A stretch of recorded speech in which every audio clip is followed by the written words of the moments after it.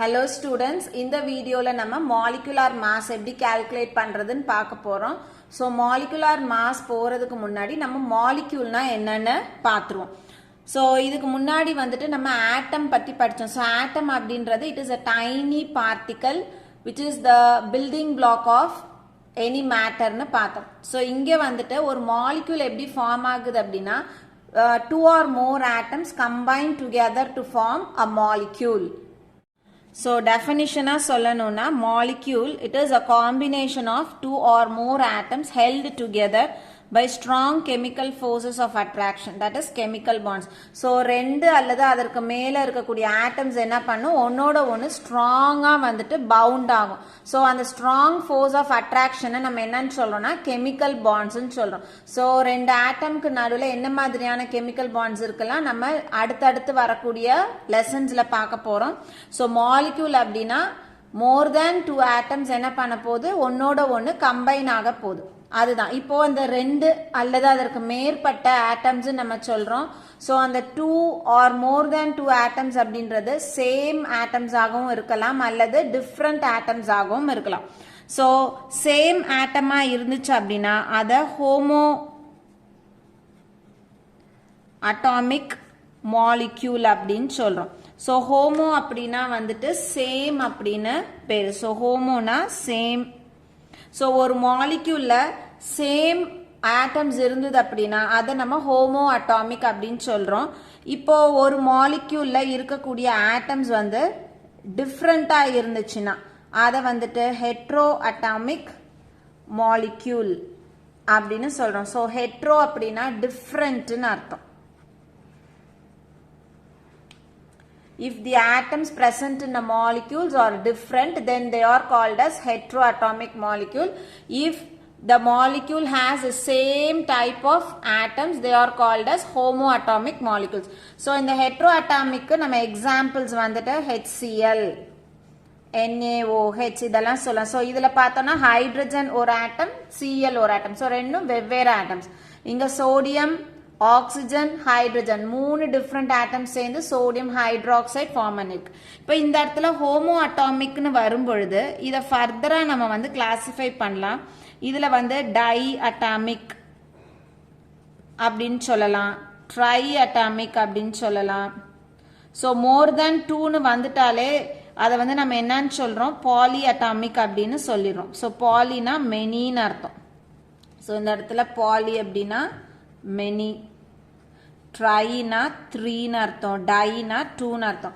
So homo அட்டாமிக்ல tie atomic அப்படின்னா ரெண்டு atoms இருக்க போது அந்த ரெண்டு ஆட்டம்ஸும் ஒரே மாதிரியான ஆட்டம்ஸா இருக்குன்னா எக்ஸாம்பிளுக்கு H2, Cl2. ஸோ இதுல பார்த்தோன்னா ரெண்டு ஹைட்ரஜன் ஆட்டம் ஒன்னா சேர்ந்துருக்கு, இதுல ரெண்டு Cl ஆட்டம் ஒன்னா சேர்ந்து ஒரு மாலிக்யூல் கொடுத்துருக்கு.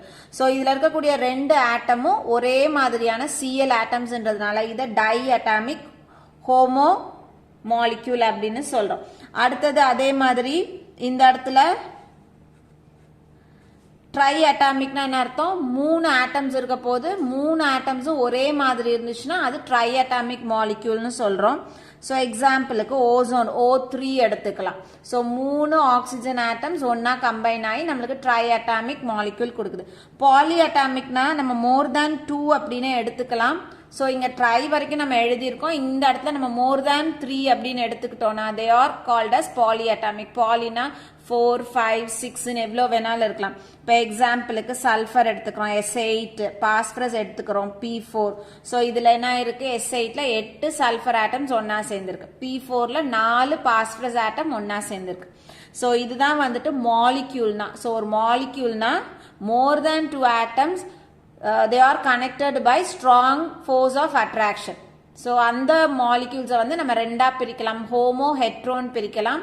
ஹெட்ரோனா மாலிக்யூல்ல இருக்கக்கூடிய ஆட்டம்ஸ் வந்து டிஃப்ரெண்ட் ஆட்டம்ஸா இருக்கும்.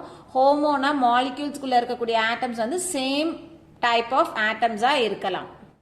அடுத்தது நம்ம மாலிகுலார் மாஸ் பார்க்க போறோம். ஸோ ஒரு மாலிக்யூலுக்கு மாஸ் எடுக்கிறோம் அப்படின்னா அதை வந்து மாலிகுலார் மாஸ் அப்படின்னு சொல்றோம். ஸோ வெறுசா வந்துட்டு நம்ம வந்து ஸ்டாண்டர்ட் இல்லாம நம்ம வெறுசா ஒரு மாலிக்யூல்ல என்னென்ன ஆட்டம்ஸ் இருக்கோ அந்த ஆட்டம்ஸ்னுடைய அட்டாமிக் மாசஸை வந்து சம் பண்ணணும் அப்படின்னா அதை வந்து நம்ம மாலிகுலார் மாஸ்ன்னு சொல்லலாம். ஸோ டெஃபினிஷனாக நம்ம சொல்லணும் அப்படின்னா it is the sum of the atomic masses of the elements present in the molecule. So இப்போ எக்ஸாம்பிளுக்கு நம்ம வந்து molecular mass of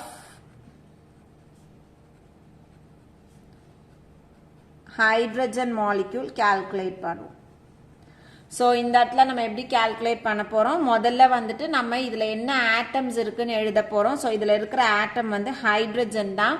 எத்தனை ஹைட்ரஜன் இருக்கு? 2 ஹைட்ரஜன் இருக்கு. ஸோ நம்ம வெறும் அட்டாமிக் மாஸ் மட்டும் எழுதுறோம்னா ஒரு ஹைட்ரஜனுக்கும் அட்டாமிக் மாஸ் வந்து 1.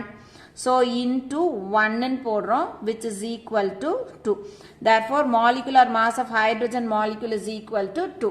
So நம்ம round value போடுறோம், வெறும் atomic mass value மட்டும் போடுறோம்னா இப்படி calculate பண்ணணும். இப்போ நம்ம வந்து atomic mass இந்த மாதிரி டைரக்டா calculate பண்ண நம்ம என்ன பண்ணணும், relative atomic mass வச்சுதான் ஒரு ஆட்டம்னுடைய அட்டாமிக் மாஸ் கால்குலேட் பண்ணும். அதே மாதிரியே மாலிகுலார் மாஸையும் நம்ம என்ன பண்ண போறோம் அப்படின்னா ரிலேட்டிவ் அட்டாமிக் மாஸ்ன்னு வச்சு தான் கால்குலேட் பண்ண போறோம். ஸோ கார்பனை வந்து ஸ்டாண்டர்டா எடுத்துக்கிட்டு அதை ரிலேட்டிவா வச்சு நம்ம என்ன பண்ண போறோம், மற்ற மாலிக்யூல்ஸுக்கு மாலிகுலார் மாஸ் கால்குலேட் பண்றோம். ஸோ அப்போ இந்த மாலிகுலார் மாஸை நம்ம எப்படி எழுதணும் அப்படின்னா ரிலேட்டிவ் மாலிகுலார் மாஸ்ன்னு எழுதணும்.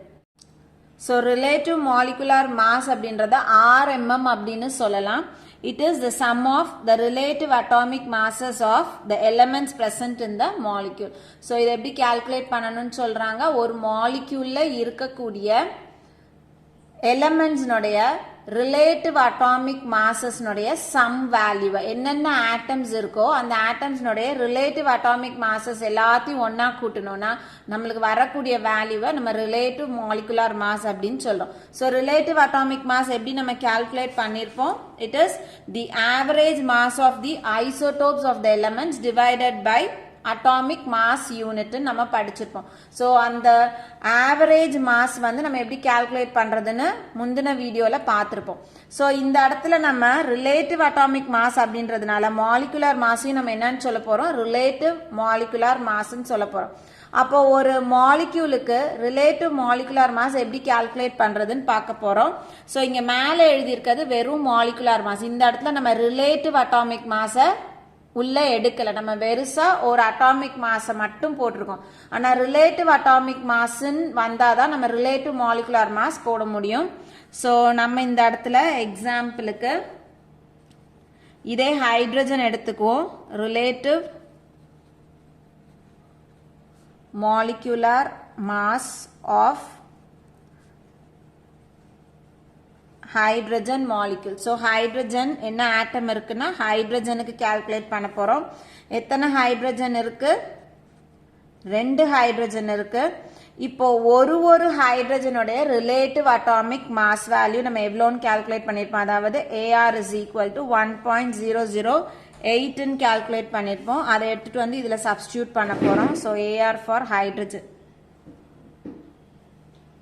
1.008 which is equal to 2.016 U.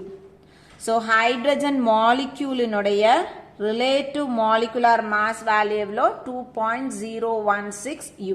நம்ம இதே மாதிரி இன்னொரு 2-3 எக்ஸாம்பிள் மட்டும் பார்ப்போம். அடுத்தது நம்ம RMM for H2O molecule calculate பண்ணும். ஸோ மேக்ஸிமம் நம்ம ரவுண்ட் வேல்யூஸ் தான் போட போகிறோம். ரொம்ப இந்த மாதிரி கால்குலேட் பண்ணுறதுக்கும் இந்த மாதிரி கால்குலேட் பண்ணுறதுக்கும் ரொம்ப ஒன்றும் பெரிய வேரியேஷன்ஸ் வராது.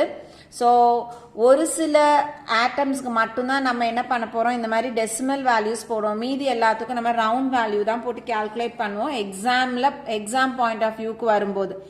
ஸோ இப்போ இந்த இடத்துல நம்ம என்ன ஆயிடுச்சு, இங்கே ஹெட்ரோ ஆட்டம்ஸ் இருக்கு, ஹைட்ரஜனும் ஆக்சிஜனும் இருக்கு. அந்த மாதிரி இருந்துச்சுன்னா நம்ம எப்படி கால்குலேட் பண்றதுன்னு பார்ப்போம்.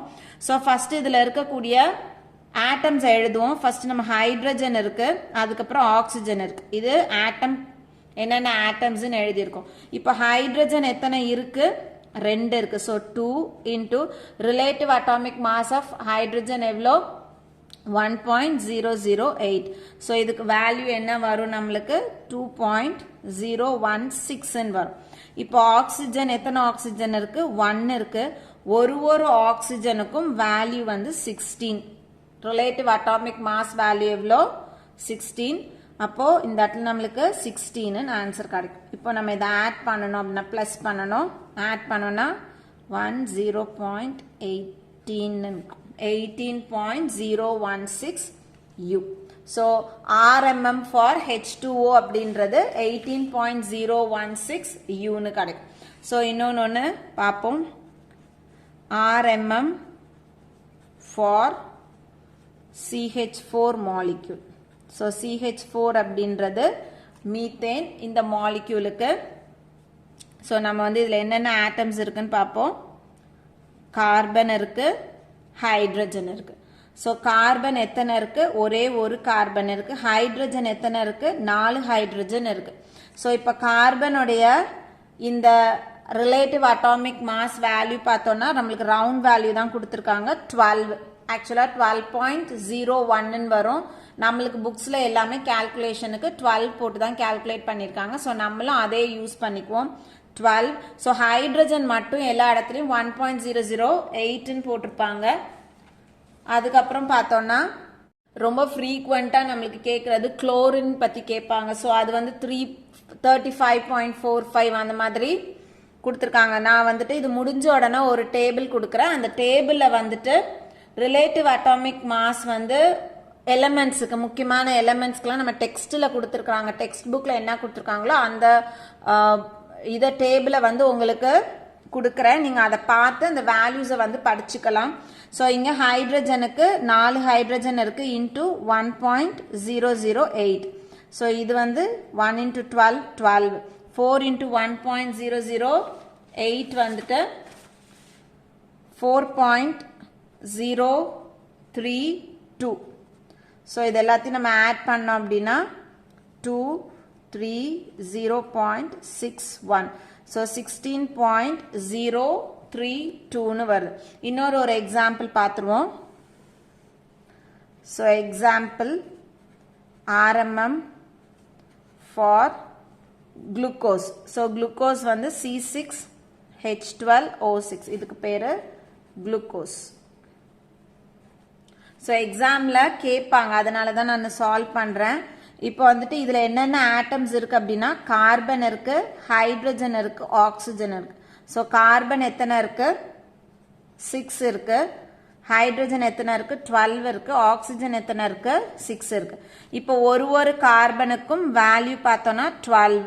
So 6 × 12 is equal to 72. ஹைட்ரஜனுக்கு 1.008. So 12 × 1.008 வந்து 12.096 கிடைக்கும். அடுத்தது ஆக்சிஜன் ஒரு ஆக்சிஜனுக்கும் 16. ஸோ நம்மளுக்கு வந்துட்டு 6 × 16 is equal to 96 வரும். ஸோ எல்லாத்தையும் நம்ம ஆட் பண்ணோம்னா 690.10. இங்கே கேரி 1. ஸோ 10 17 + 1 18. 180.096 யூன்னு நம்மளுக்கு கிடைக்குது. ஸோ எல்லாருக்கும் ரிலேட்டிவ் மாலிகுலர் மாஸ் எப்படி கால்குலேட் பண்ணுறதுன்னு புரிஞ்சிருக்கும்னு நினைக்கிறேன். ஸோ மாலிகுலர் மாஸ்னா என்ன, மாலிக்யூல்னா என்னன்றதும் புரிஞ்சிருக்கும்னு நினைக்கிறேன். அடுத்தது நான் அந்த டேபிள் வந்துட்டு உங்களுக்கு போட்டுடுறேன். ஸோ இந்த டேபிளில் இந்த பக்கம் எலமெண்ட்ஸ் கொடுத்துருக்கு, அதுக்கு பக்கத்தில் ரிலேட்டிவ் அட்டாமிக் மாசஸ் கொடுத்துருக்கு. ஸோ இந்த மாதிரி எலமெண்ட்ஸ் ரிலேட்டிவ் அட்டாமிக் மாசஸ் ஓரளவுக்கு வந்து திரும்ப இதை நீங்கள் ப்ராக்டிஸ் பண்ணும்பொழுது எத்தனை வந்து இந்த மாதிரி எக்ஸாம்பிள்ஸ் போட்டு சால்வ் பண்ணுறீங்களோ உங்களுக்கு வந்து இந்த வேல்யூஸ் வந்து ஈஸியாக ஞாபகத்தில் இருக்கும். ஸோ இது வந்து ரொம்ப பேசிக்கான ஒரு விஷயம். எல்லாருக்கும் வந்து ஒரு மாலிக்யூல் கொடுத்துருக்காங்கன்னா அந்த மாலிக்யூலினுடைய மாஸ் வந்து நம்மளுக்கு கால்குலேட் பண்ண தெரியணும். ஸோ இந்த வீடியோ வந்து எல்லாருக்கும் புரிஞ்சிருக்கும்னு நினைக்கிறேன். தேங்க்யூ.